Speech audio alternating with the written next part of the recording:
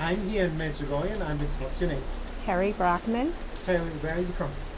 the United States, Louisiana. And the first time for you in Medjugorje? Yes, sir. And how is the experience to be here?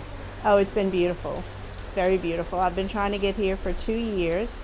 My son took a trip here 2 years ago with a youth group. And once I heard his testimony, I've been trying to get here. So, Wow. and it's everything and more than he described. And what is that everything and more? Can you describe Just it a little bit? the peace and the love that I see in this area. Listening to, we met with Ivanka, and just watching her speak and how she smiled through every word she said, it just really touched my heart. We've been to Shanakawa Yeah. and heard some testimonies of the boys there and what Mama has done for their lives, and just very beautiful. Chinakolo is a place, if you have anybody who has addictions, Right, the right. rate of cure is 90%. And Yes. it's very special with the rosary and nice community, you know? Right.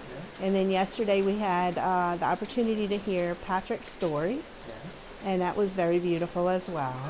So I have a very strong devotion to Mama, Yeah. and You it's always just, had that in your life? no. What happened? Why do you have that devotion? So I've had a series of things happen in my life. My first husband passed away 10 years ago. He went in for a routine surgery and never made it out. At the time, I still had 4 of my 5 children living at home, and I was very angry, With God. very angry. And for a while, I stayed away. And then my brother, who helped me through all of that, was in a very serious motorcycle accident. And I asked for prayers and asked to stand in for him for prayers of healing. And God got a hold of me that night, and he hasn't let me go since. And our priest, Father Anthony, has a very strong devotion to the Blessed Mother. And through all of this, he built a healing chapel, and just been a very beautiful thing since he's been with our parish. And so through him, I was able to develop the devotion to Mama, and to learn that the best way to Jesus is through her. The motherly way. Yes, yes. You pray the rosary now daily? Yes, yes, sir. Yes, sir, I do, and we'll probably be praying it even more. More than once a day now. And what you got inspired here in Medjugorje to pray more? Yes, yes. Even more than I was already inspired, yes. I'm reading the book. I always pray for a heart like Mama and Jesus. And so I am reading the book since I've been here by Father Slacko. That's good. Be a heart like mine. And it's been beautiful. It's I've learned a lot more about fasting through that book. It's never been explained to me the way it's explained in that book. And just inspiring me to do more. Wow, unbelievable. And you see, this is Medjugorje in November, raining strongly. Yes. But what would you tell people now after passing all through what you passed through? How can they get through these tough challenges of life? Absolutely, without a doubt, Jesus can heal you. And the best way to get through to Jesus, I'm learning, is through his mother. She knew him best. And so far, the best place here in Medjugorje for you like most?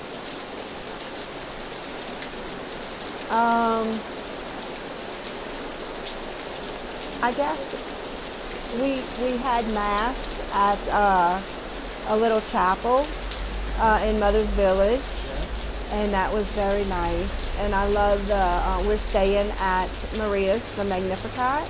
Maria, the Legionary. And so by far the most peaceful place has been the Oasis Peace Chapel. And I plan to visit that each day before I leave. Beautiful, beautiful. And I guess you go to confession, no? Yes. Can you tell people, it's so central here in Medjugorje, confession. What is so powerful about it, and why not having fear to go to confession? So I used to be the person who feared confession. And through a podcast that I listened to, I learned that the person who was speaking in the podcast described it as a cleansing, much like you would clean your car and things like that. And so, of course, Father Anthony encouraged us to go a lot. And I've learned the difference that now I can actually feel Jesus in my heart. And when I am not, for lack of a better word, do not have a clean heart or a clean soul, I don't. And when I walk out of confession, I feel that his presence again. Much more, no? It's more cleaner than Absolutely. the pipeline to heaven or the connection Absolutely, to heaven. yes, sir. Yes, sir. So beautiful.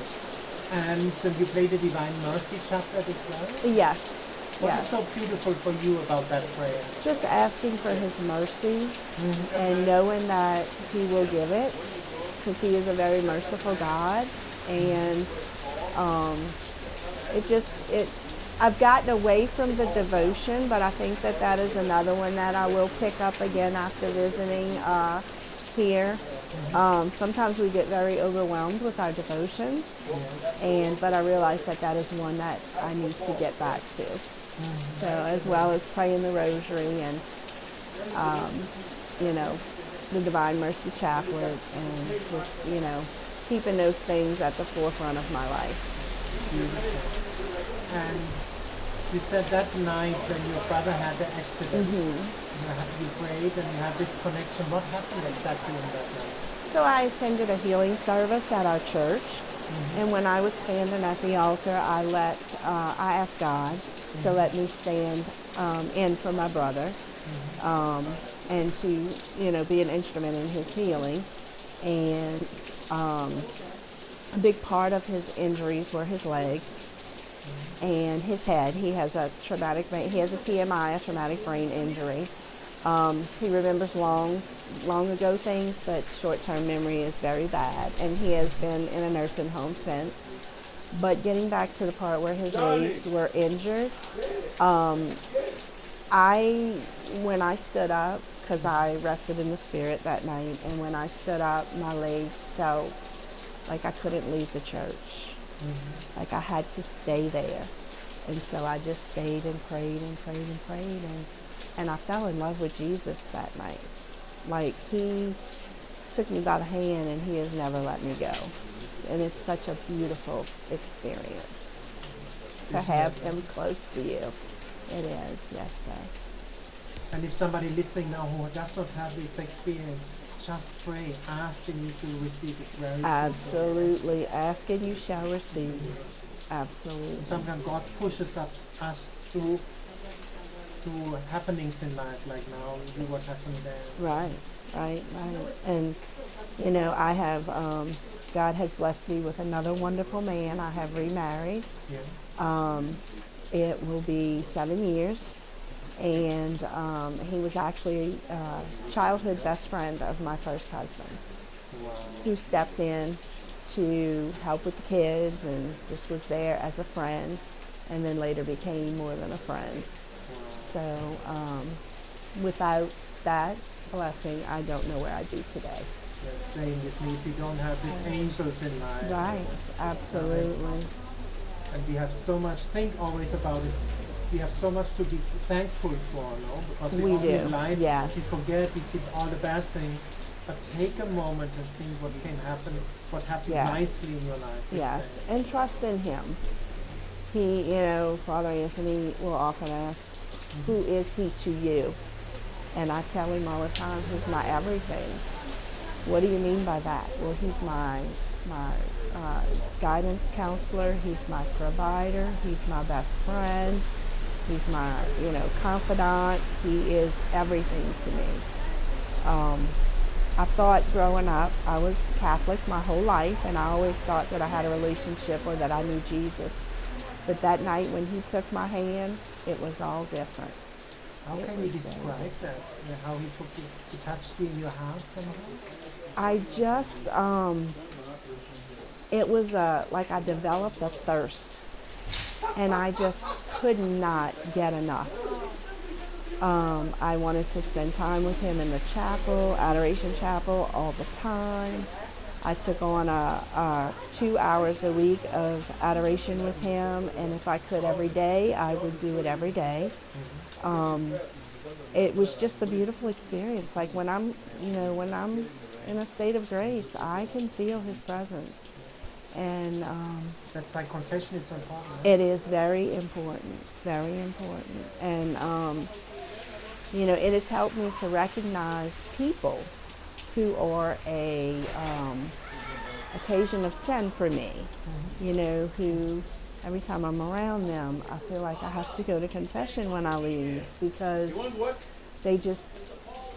they're not nice, and they make me, like, just being in their presence, it makes me feel like I'm carrying something that I need to get rid of,